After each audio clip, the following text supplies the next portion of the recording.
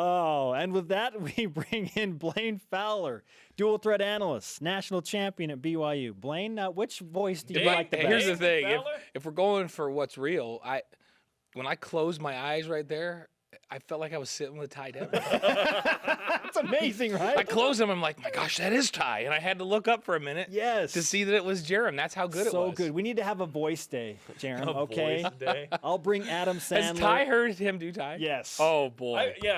We hosted the Y Awards last year. We made fun of Ty. Okay, good. So well, it was awesome. He makes fun of himself, so it's all good. It's all good. That's the thing I love about him. He's like self-depreciating. He knows he's just a country boy hunter dude. And he doesn't pretend to be anybody but who he is, and that's one of the reasons everybody loves him. Yeah. Just one of the greatest players of all time in college football, and he just is the most humble, absolutely, just down-to-earth dude you'll ever meet. The most unassuming. He makes fun of himself, so it's okay to make fun of somebody that makes fun of himself. If he was uptight, I wouldn't do it. Yeah. I didn't make fun of Bronco 2 Bronco. I love to That's a whole different story. Oh my goodness. I love to get the opinions of former quarterbacks on current quarterbacks, and that's what we're dealing with today. We'll ask Ty Detmer at some point about the legacy of Taysom Hill, but you're here. You've watched Taysom play his entire career. Unfortunately, it comes to end with another injury against Utah State. How would you define his legacy at BYU? I talked about this Saturday. He's going to go down as probably the best dual threat quarterback, and I had a bunch of people go, "Oh, Steve Young," and I had to explain the context of this.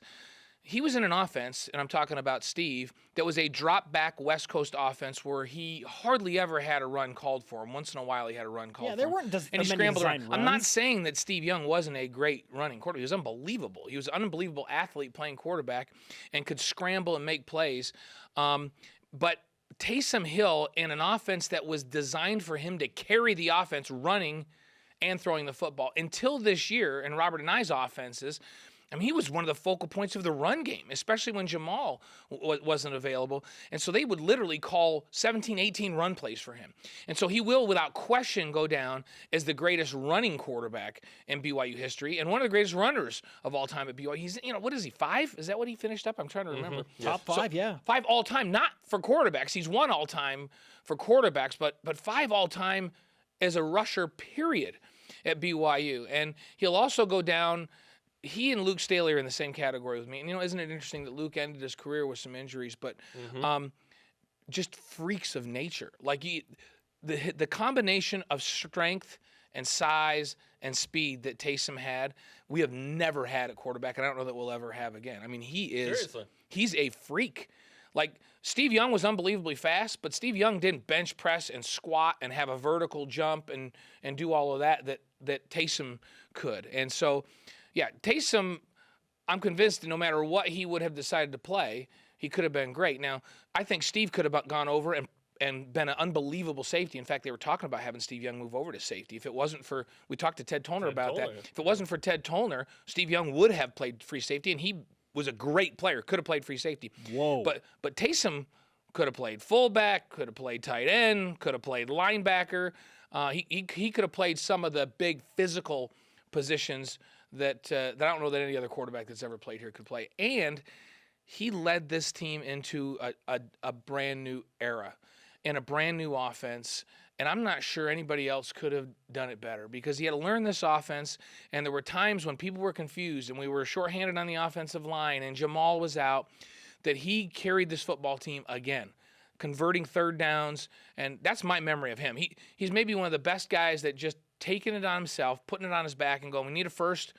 I'll just tuck it and I'll run with 5 guys on my back and I'll just get us a first right here. In a pro-style offense, not designed primarily for the run, he has still gained 742 rush yards. Now, take into consideration sacks and losses, so he's netted 603. But this offense was not designed for Taysom Hill to run, and he's still putting up those type of numbers. Yeah, no, it's crazy. And everybody wanted the pass game to be better this year, but the pass game, it takes some time.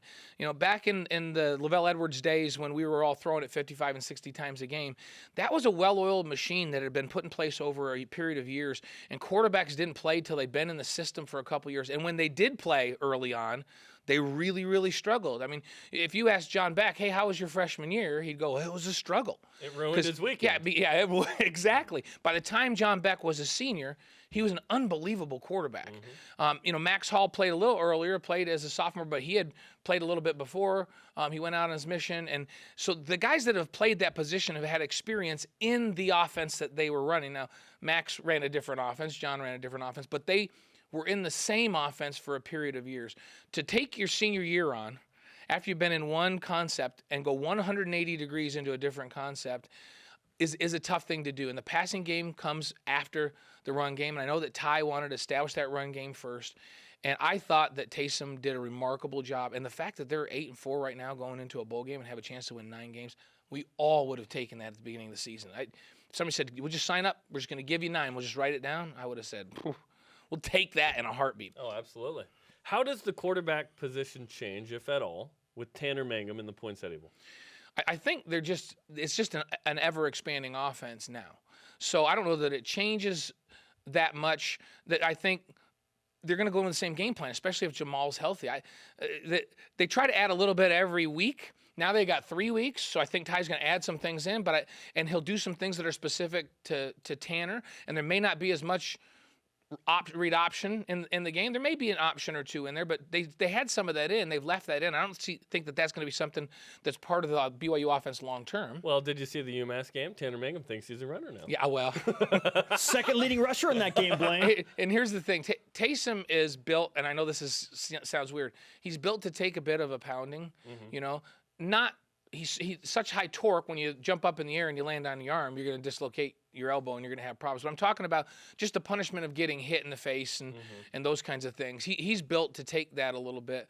I don't know that we really want Tanner. And Tanner's a phenomenal athlete, too. People forget. If you go watch his high school films, he ran around and scrambled and did good things. But I don't think we want Tanner running the read option and running the football 12 times a game and taking shots from linebackers. That's something that's not going to last if that happens. And so you'll see maybe a little less of that.